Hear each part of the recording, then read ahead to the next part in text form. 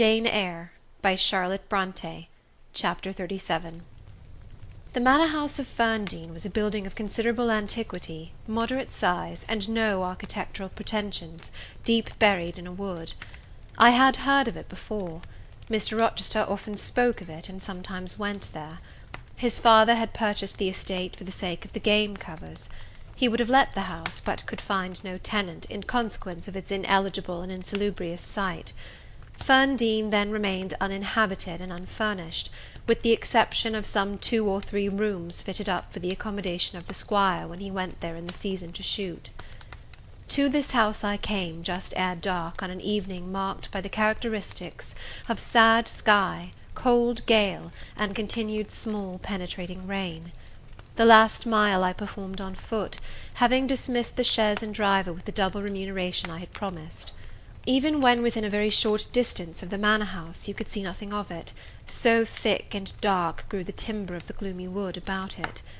Iron gates between granite pillars showed me where to enter, and passing through them, I found myself at once in the twilight of close-ranked trees. There was a grass-grown track descending the forest aisle between hoar and knotty shafts and under-branched arches. I followed it, expecting soon to reach the dwelling, but it stretched on and on, it would far and farther, no sign of habitation or grounds was visible. I thought I had taken a wrong direction, and lost my way. The darkness of natural as well as of sylvan dusk gathered over me. I looked round in search of another road. There was none. All was interwoven stem, columnar trunk, dense summer foliage, no opening anywhere. I proceeded. At last my way opened, the trees thinned a little. Presently I beheld a railing. Then the house, scarce, by this dim light, distinguishable from the trees, so dank and green were its decaying walls. Entering a portal, fastened only by a latch, I stood amidst a space of enclosed ground, from which the wood swept away in a semicircle. There were no flowers, no garden beds, only a broad gravel walk girdling a grass plat, and this set in the heavy frame of the forest. The house presented 2 pointed gables in its front. The windows were latticed and narrow. The front door was narrow too, 1 step led up to it. The whole looked, as the host of the Rochester Arms had said, quite a desolate spot. It was as still as a church on a week-day. The pattering rain on the forest leaves was the only sound audible in its vicinage.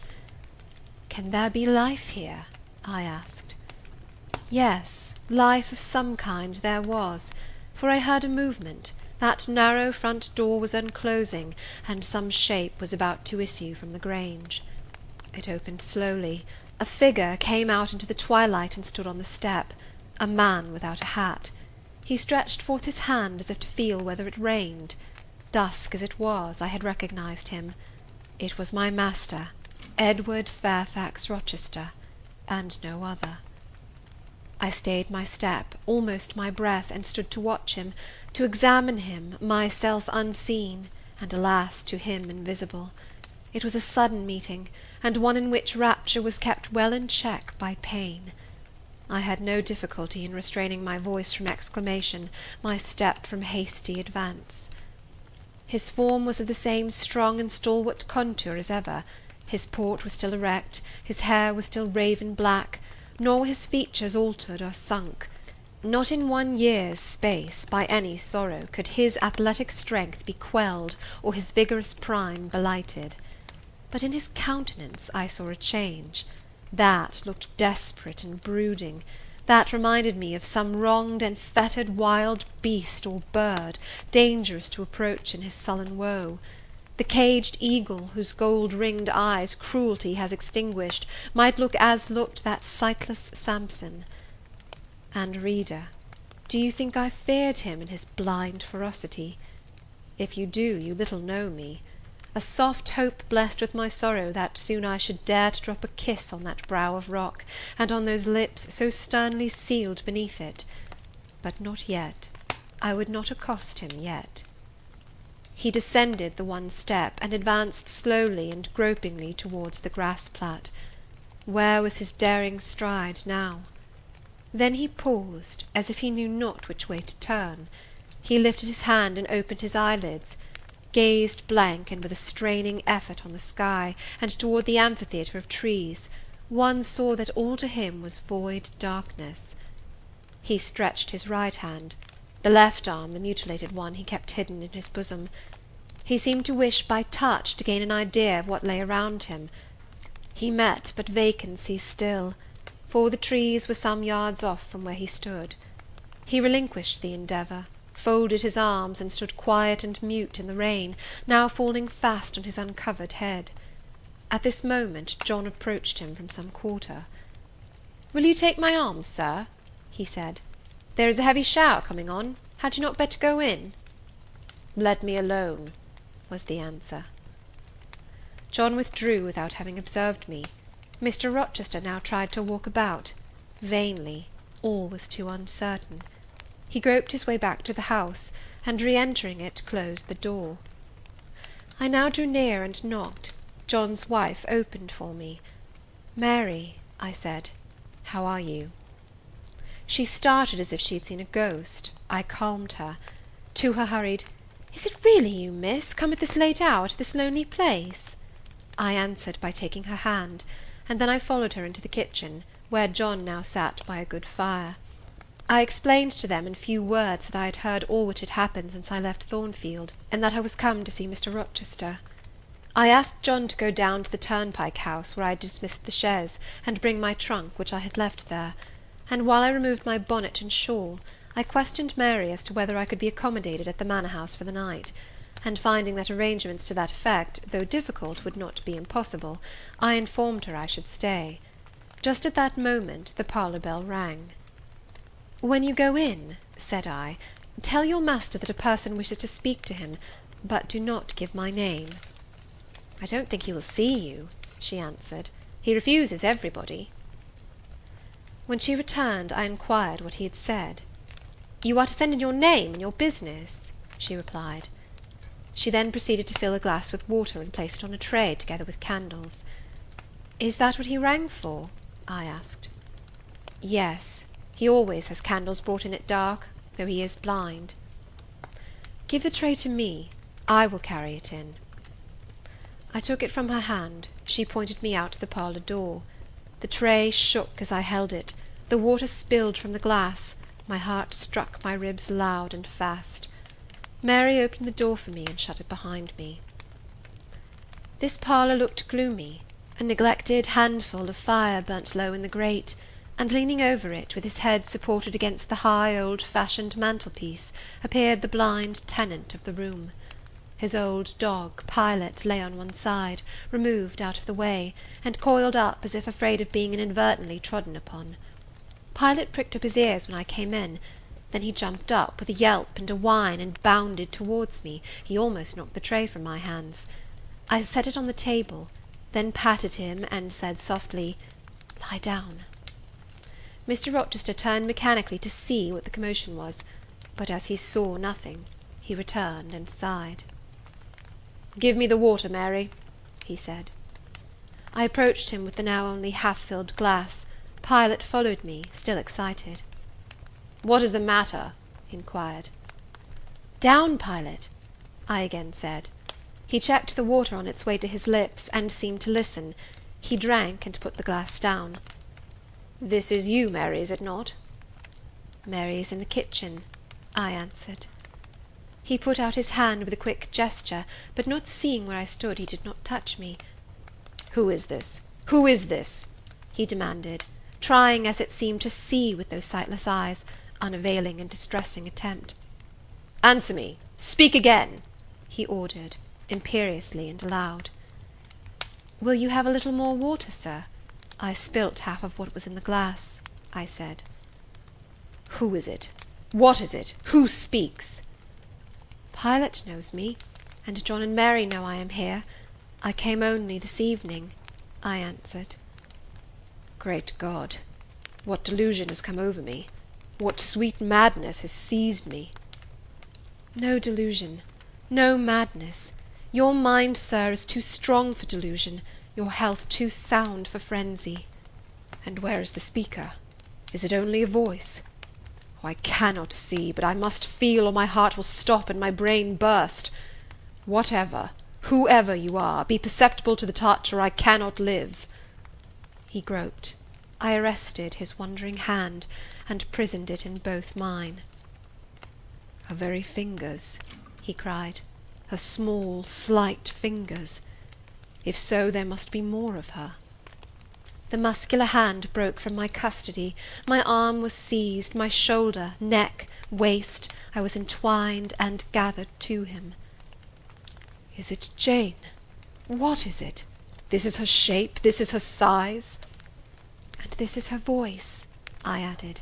"She is all here, her heart too. God bless you, sir. I am glad to be so near you again." "Jane Eyre, Jane Eyre," was all he said. "My dear master," I answered, "I am Jane Eyre. I have found you out. I am come back to you." "In truth? In the flesh? My living Jane?" "You touch me, sir. You hold me, and fast enough. I am not cold like a corpse, nor vacant like air, am I?" "My living darling. These are certainly her limbs, and these her features. But I cannot be so blessed, after all my misery.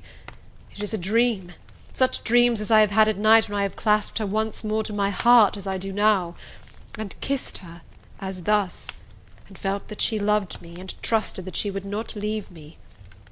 "Which I never will, sir, from this day." "Never will," says the vision. But I always woke and found it an empty mockery, and I was desolate and abandoned, my life dark, lonely, hopeless, my soul athirst and forbidden to drink, my heart famished and never to be fed. Gentle, soft dream, nestling in my arms now, you will fly too, as your sisters have all fled before you. But kiss me before you go. Embrace me, Jane." "There, sir, and there." I pressed my lips to his once brilliant and now rayless eyes. I swept his hair from his brow, and kissed that too. He suddenly seemed to arouse himself. The conviction of the reality of all this seized him. "It is you, is it, Jane? You are come back to me, then?" "I am." "And you do not lie dead in some ditch under some stream? And you are not a pining outcast among strangers?" "No, sir. I am an independent woman now." "Independent? What do you mean, Jane?" "My uncle in Madeira is dead, and he left me 5,000 pounds." "Ah, this is practical, this is real," he cried. "I should never dream that. Besides, there is that peculiar voice of hers, so animating and piquant as well as soft. It cheers my withered heart, it puts life into it. What, Janet? Are you an independent woman? A rich woman?" "If you won't let me live with you, I can build a house of my own, close up to your door, and you may come and sit in my parlour when you want company of an evening." "But as you are rich, Jane, you have now, no doubt, friends who will look after you, and do not suffer you to devote yourself to a blind lamenter like me." "I told you I am independent, sir, as well as rich. I am my own mistress." "And you will stay with me?" "Certainly, unless you object. I will be your neighbour, your nurse, your housekeeper. I find you lonely. I will be your companion, to read to you, to walk with you, to sit with you, to wait on you, to be eyes and hands to you. Cease to look so melancholy, my dear master. You shall not be left desolate so long as I live." He replied not. He seemed serious, abstracted. He sighed. He half opened his lips as if to speak. He closed them again. I felt a little embarrassed. Perhaps I had too rashly overleaped conventionalities, and he, like St. John, saw impropriety in my inconsiderateness. I had indeed made my proposal from the idea that he wished and would ask me to be his wife. An expectation, not the less certain because unexpressed, had buoyed me up, that he would claim me at once as his own. But no hint to that effect escaping him, and his countenance becoming more overcast, I suddenly remembered that I might have been all wrong, and was perhaps playing the fool unwittingly, and I began gently to withdraw myself from his arms, but he eagerly snatched me closer. "No, no, Jane, you must not go. No, I have touched you, heard you, felt the comfort of your presence, the sweetness of your consolation. I cannot give up those joys. I have little left in myself. I must have you. The world may laugh, may call me absurd, selfish, but it does not signify. My very soul demands you. It will be satisfied, or it will take deadly vengeance on its frame." "Well, sir, I will stay with you. I have said so." "Yes, but you understand one thing by staying with me, and I understand another. You, perhaps, could make up your mind to be about my hand and chair, to wait on me as a kind little nurse, for you have an affectionate heart and a generous spirit which prompt you to make sacrifices for those you pity, and that ought to suffice for me, no doubt. I suppose I should now entertain none but fatherly feelings for you. Do you think so? Come, tell me." "I will think what you like, sir. I am content to be only your nurse, if you think it better." "But you cannot always be my nurse, Janet. You are young. You must marry one day." "I don't care about being married." "You should care, Janet. If I were what I once was, I would try to make you care. But a sightless block." He relapsed again into gloom. I, on the contrary, became more cheerful and took fresh courage. These last words gave me an insight as to where the difficulty lay, and as it was no difficulty with me, I felt quite relieved from my previous embarrassment. I resumed a livelier vein of conversation. "It is time some one undertook to rehumanize you," said I, parting his thick and long uncut locks, "for I see you are being metamorphosed into a lion, or something of that sort.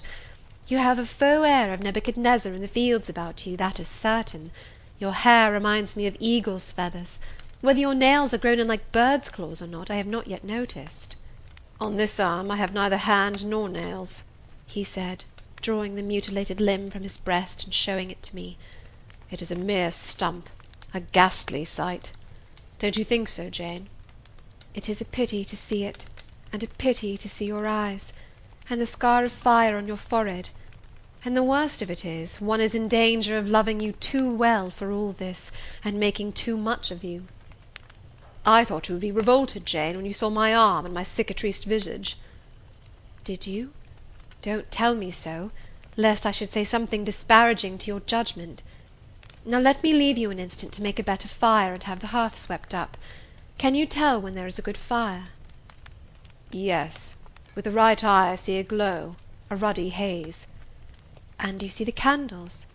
"Very dimly. Each is a luminous cloud." "Can you see me?" "No, my fairy, but I am only too thankful to hear and feel you." "When do you take supper?" "I never take supper." "But you shall have some tonight. I am hungry. So are you, I dare say, only you forget." Summoning Mary, I soon had the room in a more cheerful order. I prepared him likewise a comfortable repast. My spirits were excited, and with pleasure and ease I talked to him during supper and for a long time after. There was no harassing restraint, no repressing of glee and vivacity with him, for with him I was perfectly at ease, because I knew I suited him. All I said or did seemed either to console or revive him. Delightful consciousness! It brought to life and light my whole nature. In his presence I thoroughly lived, and he in mine. Blind as he was, smiles played over his face, joy dawned on his forehead, his lineaments softened and warmed. After supper he began to ask me many questions, of where I had been, what I had been doing, how I had found him out. But I gave him only partial replies.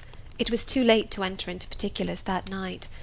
Besides, I wished to touch no deep thrilling chord, to open no fresh well of emotion in his heart. My sole present aim was to cheer him. Cheered, as I have said, he was, and yet but by fits. If a moment's silence broke the conversation, he would turn restless, touch me, then say, "Jane, you are altogether a human being, Jane? You are certain of that?" "I conscientiously believe so, Mr. Rochester." "Yet how on this dark and doleful evening could you so suddenly rise on my lone hearth?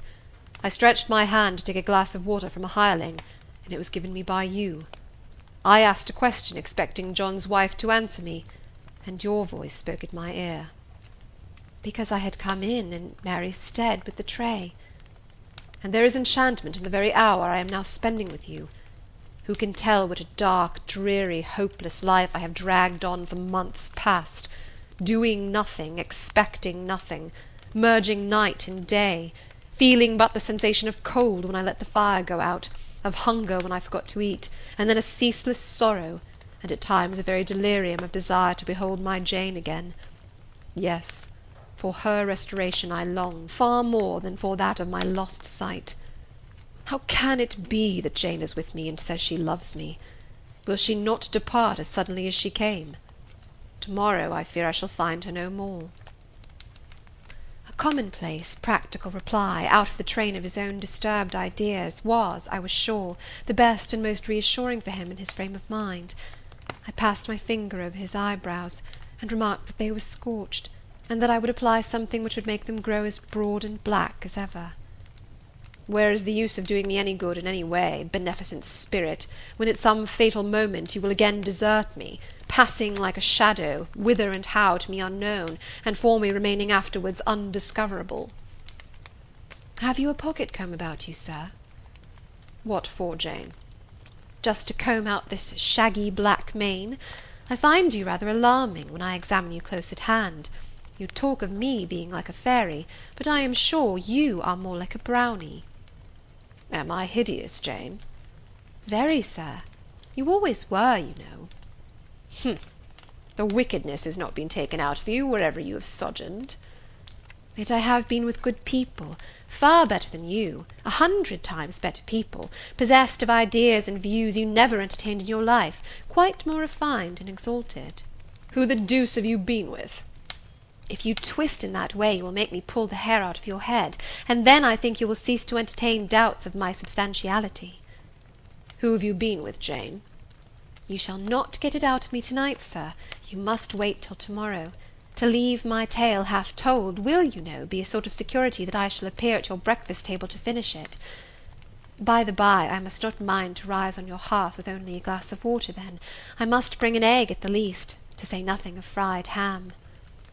You mocking changeling, fairy born and human bred, you make me feel as I have not these 12 months. If Saul could have had you for his David, the evil spirit would have been exorcised without the aid of the harp. There, sir, you are redd up and made decent. Now I'll leave you. I have been travelling these last 3 days, and I believe I am tired. Good night. Just one word, Jane. Were there only ladies in the house where you have been? I laughed and made my escape, still laughing as I ran upstairs. A good idea, I thought with glee. I see I have the means of fretting him out of his melancholy for some time to come. Very early the next morning I heard him up in a stir, wandering from one room to another. As soon as Mary came down, I heard the question, "Is Miss Eyre here?" Then, "Which room did you put her into? Was it dry? Is she up? Go and ask if she wants anything, and when she will come down." I came down as soon as I thought there was a prospect of breakfast. Entering the room very softly, I had a view of him before he discovered my presence. It was mournful indeed to witness the subjugation of that vigorous spirit to a corporeal infirmity. He sat in his chair, still, but not at rest, expectant evidently, the lines of now habitual sadness marking his strong features. His countenance reminded one of a lamp quenched, waiting to be relit, and alas! it was not himself that could now kindle the lustre of animated expression. He was dependent on another for that office. I had meant to be gay and careless, but the powerlessness of the strong man touched my heart to the quick. Still I accosted him with what vivacity I could. "It is a bright sunny morning, sir," I said. "The rain is over and gone, and there is a tender shining after it. You shall have a walk soon." I had wakened the glow. His features beamed. "Oh, you are indeed there, my skylark. Come to me. You are not gone, not vanished. I heard one of your kind an hour ago singing high over the wood, but its song had no music for me, any more than the rising sun had rays. All the melody on earth is concentrated in my Jane's tongue to my ear. I am glad it is not naturally a silent one. All the sunshine I can feel is in her presence." The water stood in my eyes to hear this avowal of his dependence, just as if a royal eagle, chained to a perch, should be forced to entreat a sparrow to become its purveyor. But I would not be lachrymose. I dashed off the salt drops and busied myself with preparing breakfast. Most of the morning was spent in the open air. I led him out of the wet and wild wood into some cheerful fields. I described to him how brilliantly green they were, how the flowers and hedges looked refreshed, how sparklingly blue was the sky. I sought a seat for him in a hidden and lovely spot, a dry stump of a tree. Nor did I refuse to let him, when seated, place me on his knee.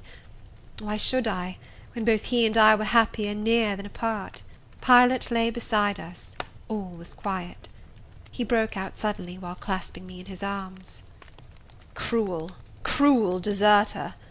Oh, Jane, what did I feel when I discovered you had fled from Thornfield, and when I could nowhere find you, and after examining your apartment, ascertained that you had taken no money, nor anything which could serve as an equivalent. A pearl necklace I had given you lay untouched in its little casket. Your trunks were left corded and locked as they had been prepared for the bridal tour. What could my darling do, I asked, left destitute and penniless? And what did she do? Let me hear now." Thus urged, I began the narrative of my experience for the last year. I softened considerably what related to the 3 days of wandering and starvation, because to have told him all would have been to inflict unnecessary pain. The little I did say lacerated his faithful heart deeper than I wished. I should not have left him thus, he said, without any means of making my way. I should have told him my intention. I should have confided in him. He would never have forced me to be his mistress. Violent as he had seemed in his despair, he in truth loved me far too well and too tenderly to constitute himself my tyrant. He would have given me half his fortune, without demanding so much as a kiss in return, rather than I should have flung myself friendless on the wide world. I had endured, he was certain, more than I had confessed to him. Well, whatever my sufferings had been, they were very short, I answered. And then I proceeded to tell him how I had been received at Moor House, how I had obtained the office of schoolmistress, etc. The accession of fortune, the discovery of my relations, followed in due order. Of course, St. John Rivers's name came in frequently in the progress of my tale. When I had done, that name was immediately taken up. "This St. John, then, is your cousin?" "Yes." "You have spoken of him often. Do you like him?" "He was a very good man, sir. I could not help liking him." "A good man? Does that mean a respectable, well-conducted man of 50, or what does it mean?" "St. John was only 29, sir." "Jeune encore, as the French say. Is he a person of low stature, phlegmatic and plain? A person whose goodness consists rather in his guiltlessness of vice than in his prowess in virtue?" "He is untiringly active. Great and exalted deeds are what he lives to perform." "But his brain, that is probably rather soft. He means well, but you shrug your shoulders to hear him talk." "He talks little, sir. What he does say is ever to the point. His brain is first rate. I should think not impressible, but vigorous." "Is he an able man, then?" "Truly able." "A thoroughly educated man?" "St. John is an accomplished and profound scholar." "His manners, I think you said, are not to your taste, priggish and parsonic?" "I never mentioned his manners, but unless I had a very bad taste, they must suit it. They are polished, calm, and gentlemanlike." "His appearance, I forget what description you gave of his appearance. A sort of raw curate, half strangled with his white neckcloth, and stilted up on his thick-soled high-lows, eh?" "St. John dresses well. He is a handsome man, tall, fair, with blue eyes and a Grecian profile." Aside.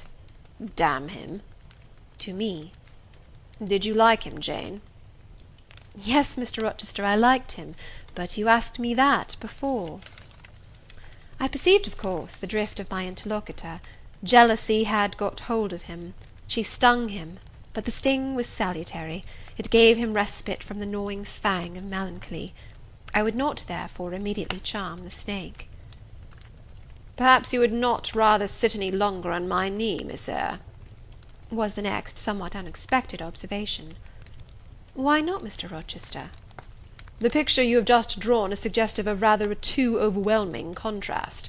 Your words have delineated very prettily a graceful Apollo. He is present to your imagination. Tall, fair, blue-eyed, with a Grecian profile. Your eyes dwell on a Vulcan. A real blacksmith, brown, broad-shouldered, and blind and lame into the bargain." "I never thought of it before, but you certainly are rather like Vulcan, sir." "Well, you can leave me, ma'am, but before you go," and he retained me by a firmer grasp than ever, "you will be pleased just to answer me a question or two." He paused. "What questions, Mr. Rochester?" Then followed this cross-examination. "St. John made you schoolmistress of Morton before he knew you were his cousin?" "Yes." "You would often see him? He would visit the school sometimes?" "Daily." "He would approve of your plans, Jane? I know they would be clever, for you are a talented creature." "He approved of them, yes."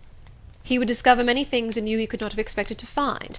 Some of your accomplishments are not ordinary." "I don't know about that." "You had a little cottage near the school, you say. Did he ever come to see you?" "Now and then." "Of an evening?" "Once or twice." A pause.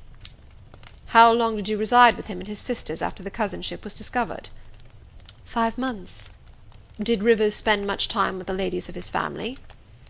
"Yes, the back parlour was both his study and ours. He sat near the window, and we by the table." "Did he study much?" "A good deal." "What?" "Hindostani." "And what did you do meantime?" "I learnt German at first." "Did he teach you?" "He did not understand German."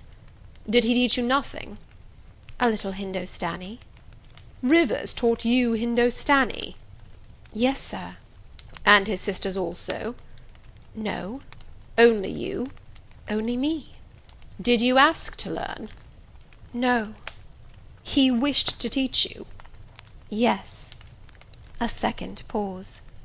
"Why did he wish it? Of what use could Hindostani be to you?" "He intended me to go with him to India." "Ah, here I reach the root of the matter. He wanted you to marry him." "He asked me to marry him." "That is a fiction, an impudent invention to vex me." "I beg your pardon. It is the literal truth. He asked me more than once, and was as stiff about urging his point as ever you could be." "Miss Eyre, I repeat it, you can leave me. How often am I to say the same thing? Why do you remain pertinaciously perched on my knee, when I have given you notice to quit?" "Because I am comfortable there." "No, Jane, you are not comfortable there, because your heart is not with me. It is with this cousin, this St. John. Oh, till this moment I thought my little Jane was all mine. I had a belief she loved me even when she left me. This was an Adam of sweet and much bitter. Long as we have been parted, hot tears as I have wept over our separation, I never thought that while I was mourning her, she was loving another. But it is useless grieving. Jane, leave me. Go and marry Rivers." "Shake me off, then, sir. Push me away, for I'll not leave you of my own accord." "Jane, I ever like your tone of voice. It still renews hope. It sounds so truthful. When I hear it, it carries me back a year. I forget that you have formed a new tie. But I am not a fool. Go." "Where must I go, sir?" "Your own way with the husband you have chosen." "Who is that?" "You know, this St. John Rivers." "He is not my husband, nor ever will be. He does not love me. I do not love him. He loves, as he can love, and that is not as you love, a beautiful young lady called Rosamond. He wished to marry me only because he thought I should make a suitable missionary's wife, which she would not have done. He is good and great, but severe. And for me, cold as an iceberg. He is not like you, sir. I am not happy at his side, nor near him, nor with him. He has no indulgence for me, no fondness. He sees nothing attractive in me, not even youth, only a few useful mental points. Then I must leave you, sir, to go to him." I shuddered involuntarily, and clung instinctively closer to my blind but beloved master. He smiled. "What, Jane? Is this true? Is such really the state of matters between you and Rivers?" "Absolutely, sir. Oh, you need not be jealous. I wanted to tease you a little to make you less sad. I thought anger would be better than grief. But if you wish me to love you, could you but see how much I do love you, you would be proud and content. All my heart is yours, sir. It belongs to you, and with you it would remain, were fate to exile the rest of me from your presence forever." Again, as he kissed me, painful thoughts darkened his aspect. "My seared vision, my crippled strength," he murmured regretfully. I caressed in order to soothe him. I knew of what he was thinking, and wanted to speak for him, but dared not. As he turned aside his face a minute, I saw a tear slide from under the seared eyelid, and trickle down the manly cheek. My heart swelled. "I am no better than the old lightning-struck chestnut tree in Thornfield Orchard," he remarked ere long. "And what right would that ruin have to bid a budding woodbine cover its decay with freshness?" "You are no ruin, sir, no lightning-struck tree. You are green and vigorous. Plants will grow about your roots whether you ask them to or not, because they take delight in your bountiful shadow, and as they grow they will lean towards you, and wind round you, because your strength offers them so safe a prop." Again he smiled. I gave him comfort. "You speak of friends, Jane?" he asked. "Yes, of friends," I answered rather hesitatingly, for I knew I meant more than friends, but could not tell what other word to employ. He helped me. "Ah, Jane, but I want a wife." "Do you, sir?" "Yes. Is it news to you?" "Of course. You said nothing about it before."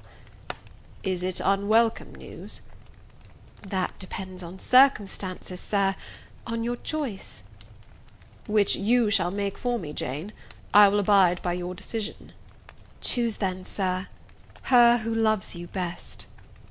"I will at least choose her I love best. Jane, will you marry me?" "Yes, sir." "A poor blind man whom you will have to lead about by the hand?" "Yes, sir." "A crippled man 20 years older than you, whom you will have to wait on?" "Yes, sir." "Truly, Jane?" "Most truly, sir." "Oh, my darling, God bless you and reward you." "Mr. Rochester, if ever I did a good deed in my life, if ever I thought a good thought, if ever I prayed a sincere and blameless prayer, if ever I wished a righteous wish, I am rewarded now. To be your wife is for me to be as happy as I can be on earth." "Because you delight in sacrifice?" "Sacrifice? What do I sacrifice? Famine for food, expectation for content, to be privileged to put my arms round what I value, to press my lips to what I love, to repose on what I trust, is that to make a sacrifice? If so, then certainly I delight in sacrifice." "And to bear with my infirmities, Jane, to overlook my deficiencies?" "Which are none, sir, to me. I love you better now, when I can really be useful to you, than I did in your state of proud independence, when you disdained every part but that of the giver and protector." "Hitherto I have hated to be helped, to be led. Henceforth I feel I shall hate it no more. I did not like to put my hand into a hireling's, but it is pleasant to feel it circled by Jane's little fingers. I preferred utter loneliness to the constant attendance of servants, but Jane's soft ministry will be a perpetual joy. Jane suits me. Do I suit her?" "To the finest fibre of my nature, sir." "The case being so, we have nothing in the world to wait for. We must be married instantly." He looked and spoke with eagerness. His old impetuosity was rising. "We must become one flesh without any delay, Jane. There is but the license to get. Then we marry."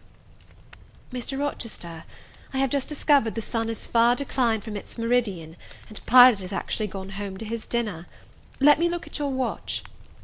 "Fasten it into your girdle, Janet, and keep it henceforward. I have no use for it." "It is nearly 4 o'clock in the afternoon, sir. Don't you feel hungry?" "The 3rd day from this must be our wedding day, Jane. Never mind fine clothes and jewels now, all that is not worth a fillip." "The sun has dried up all the raindrops, sir. The breeze is still. It is quite hot." "Do you know, Jane, I have your little pearl necklace at this moment fastened round my bronze scrag under my cravat. I have worn it since the day I lost my only treasure, as a memento of her." "We will go home through the wood. That will be the shadiest way." He pursued his own thoughts without heeding me. "Jane, you think me, I dare say, an irreligious dog, but my heart swells with gratitude to the beneficent God of this earth just now. He sees not as man sees, but far clearer; judges not as man judges, but far more wisely. I did wrong. I would have sullied my innocent flower, breathed guilt on its purity. The Omnipotent snatched it from me. I, in my stiff-necked rebellion, almost cursed the dispensation. Instead of bending to the decree, I defied it. Divine justice pursued its course. Disasters came thick on me. I was forced to pass through the valley of the shadow of death. His chastisements are mighty, and one smote me which has humbled me forever. You know I was proud of my strength. But what is it now, when I must give it over to foreign guidance as a child does its weakness? Of late, Jane, only of late, I began to see and acknowledge the hand of God in my doom. I began to experience remorse, repentance, the wish for reconcilement to my Maker. I began sometimes to pray. Very brief prayers they were, but very sincere. Some days since, nay, I can number them, 4, it was last Monday night, a singular mood came over me, one in which grief replaced frenzy, sorrow sullenness. I had long had the impression that since I could nowhere find you, you must be dead. Late that night, perhaps it might be between 11 and 12 o'clock, ere I retired to my dreary rest, I supplicated God, that if it seemed good to him, I might soon be taken from this life, and admitted to that world to come, where there was still hope of rejoining Jane. I was in my own room, and sitting by the window, which was open. It soothed me to feel the balmy night air, though I could see no stars, and only by a vague luminous haze knew the presence of a moon. I longed for thee, Janet. Oh, I longed for thee both with soul and flesh. I asked of God, at once in anguish and humility, if I had not been long enough desolate, afflicted, tormented, and might not soon taste bliss and peace once more. That I merited all I endured, I acknowledged. That I could scarcely endure more, I pleaded. And the Alpha and Omega of my heart's wishes broke involuntarily from my lips the words, "Jane, Jane, Jane!" Did you speak those words aloud? I did, Jane. If any listener had heard me, he would have thought me mad. I pronounced them with such frantic energy. And it was last Monday night, somewhere near midnight? Yes, but the time is of no consequence. What followed is the strange point. You will think me superstitious. Some superstition I have in my blood, and always had. Nevertheless, this is true. True at least it is that I heard what I now relate. As I exclaimed, "Jane, Jane, Jane!" a voice, I cannot tell whence the voice came, but I know whose voice it was, replied, "I am coming. Wait for me," and a moment after went whispering on the wind the words, "Where are you?" I'll tell you, if I can, the idea, the picture these words opened to my mind, yet it is difficult to express what I want to express. Ferndean is buried, as you see, in a heavy wood, where sound falls dull, and dies unreverberating. "Where are you?" seemed spoken amongst mountains, for I heard a hill-sent echo repeat the words. Cooler and fresher at the moment the gale seemed to visit my brow, I could have deemed that in some wild lone scene I and Jane were meeting. In spirit, I believe we must have met. You no doubt were at that hour in unconscious sleep, Jane. Perhaps your soul wandered from its cell to comfort mine, for those were your accents. As certain as I live, they were yours. Reader, it was on Monday night, near midnight, that I too had received the mysterious summons. Those were the very words by which I replied to it. I listened to Mr. Rochester's narrative, but made no disclosure in return. The coincidence struck me as too awful and inexplicable to be communicated or discussed. If I told anything, my tale would be such as must necessarily make a profound impression on the mind of my hearer, and that mind, yet from its sufferings too prone to gloom, needed not the deeper shade of the supernatural. I kept these things then, and pondered them in my heart. You cannot now wonder, continued my master, that when you rose upon me so unexpectedly last night, I had difficulty in believing you any other than a mere voice and vision, something that would melt to silence and annihilation, as the midnight whisper and mountain echo had melted before. Now I thank God. I know it to be otherwise. Yes, I thank God."